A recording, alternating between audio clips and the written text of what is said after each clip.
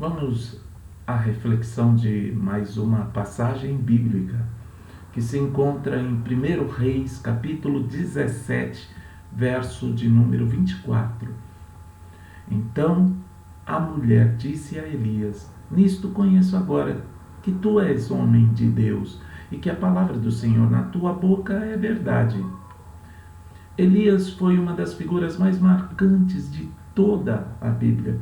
Ele apareceu de repente em cena, anunciando ao rei Acabe que Deus estava prestes a enviar uma seca por causa do pecado de Israel.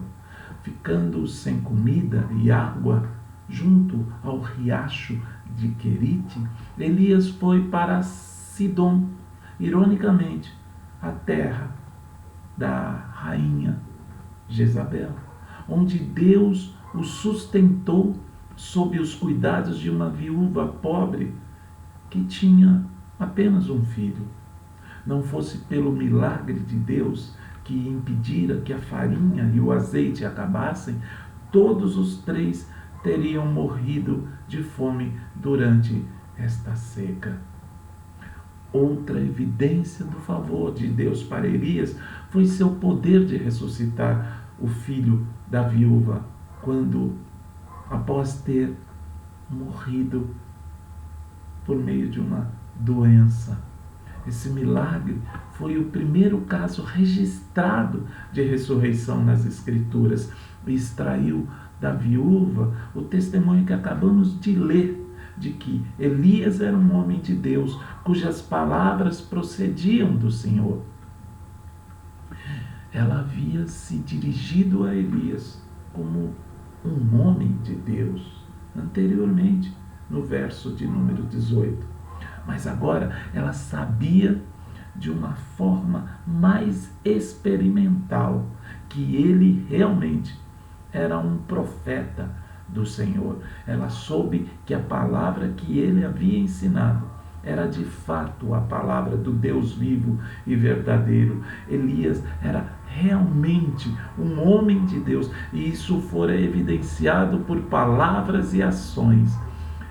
Esta viúva viu Elias como um canal de bênção, um homem próximo a Deus, refletindo sua vontade, um profeta que ela poderia confiar.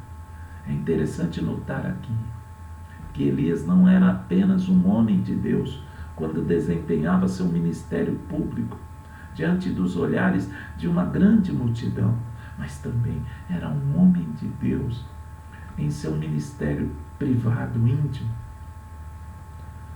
em seu ministério para a viúva apenas e seu filho.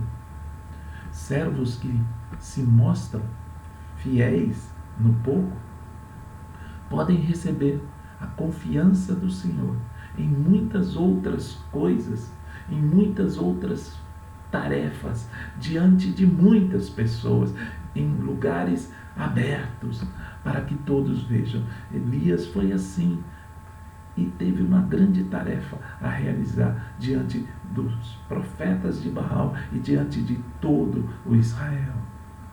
Além disso, tudo o que ocorreu demonstrara a verdade de que Deus não é apenas o Deus dos judeus, de um pequeno povo, mas de todos os que creem. Ele não é apenas o Deus também dos vivos, mas também o Deus da ressurreição, que levanta os mortos. Durante o tempo em que viveu com a viúva e seu filho, Elias demonstrou que Deus sustenta a vida. Deus é um Deus da providência. A farinha, o azeite não acabaram. E que também Deus concede a vida quando ressuscita este rapaz. Deus é o Deus do possível e Deus é o Deus do impossível. Deus usou essa experiência para convencer a viúva fenícia de que sua palavra era totalmente verdadeira, confiável. A viúva teve uma confirmação muito comum da confiabilidade da palavra do Senhor.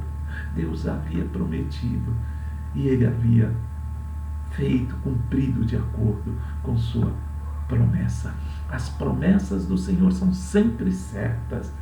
É bom que todo filho de Deus retenha com firmeza a profissão de fé sem vacilar, pois Deus é fiel, pois aquele que prometeu é fiel, como diz Hebreus capítulo 10, verso de número 23.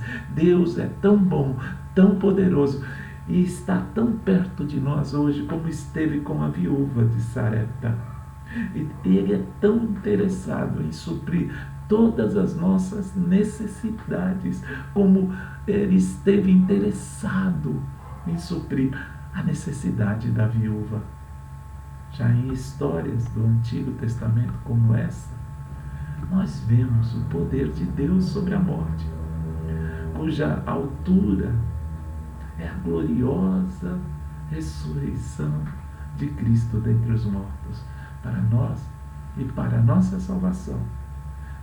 Deus venceu o pecado, venceu Satanás e venceu a morte, abrindo as portas para a nossa vida eterna no céu.